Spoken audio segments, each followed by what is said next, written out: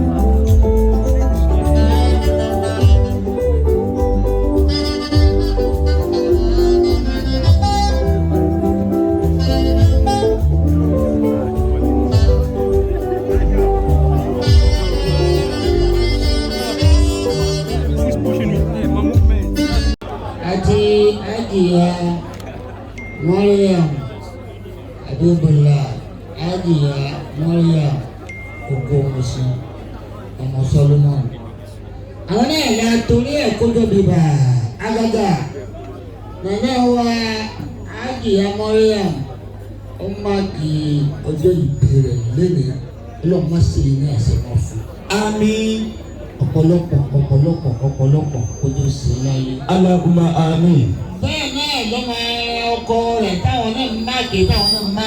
القرآن الكريم في كتاب مكنون لا يمسه إلا المطهرون تنزيل من رب العالمين أما بهذا الحديث أنتم مدينون وتجعلون رزقكم أنكم تكذبون فلولا إذا بلغت الحلقوم وأنتم حينئذ تنظرون ونحن أقرب إليكم ولكن لا تبصرون ولولا إن كنتم غير مدينين ترجعون إن كنتم صادقين فأما إن كان من المقربين. wọ́n ní owó yìí owó dídí bíi 10,000 kó máa lọ sí kó máa jó wàdúrà ọlọ́run má jó bàjẹ́ ọlọ́run má jó dàrú wọn lọ́la ìlà àìlọ́lá. àlàájá wa Kẹ́mi Kóredé wọ́n ti dé bí àwọn búrọ́dà wa yìí àwọn náà ní owó yìí.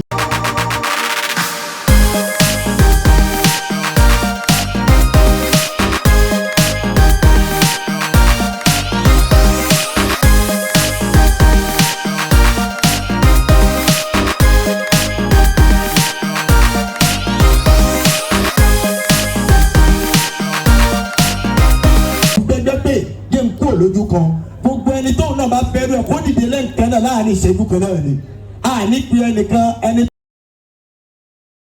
وكنا ترابا إذا وإلى لمبعوثون أو آباؤنا الأولون قل إن الأولين والآخرين لمجمعون إلى ميقات يوم معلوم ثم إلى قرية من المكاتبون لآكلون من شجر الزقوم فمالئون من البطون وشاربون عليه من الحميم وشاربون شرب الهيم هذا نزل يوم الدين نحن خلقناكم فلا تصدقون أفرأيتم ما تؤمنون أنتم تخلقونه ونحن الخالقون نحن قدرنا بينكم الموت وما نحن بمسبوقين ألا أن نبدل أمثالكم ونشرب ما لا ترون ولقد علمت الأشياء فلولا تذكرون أفرأيتم ما تحرثون.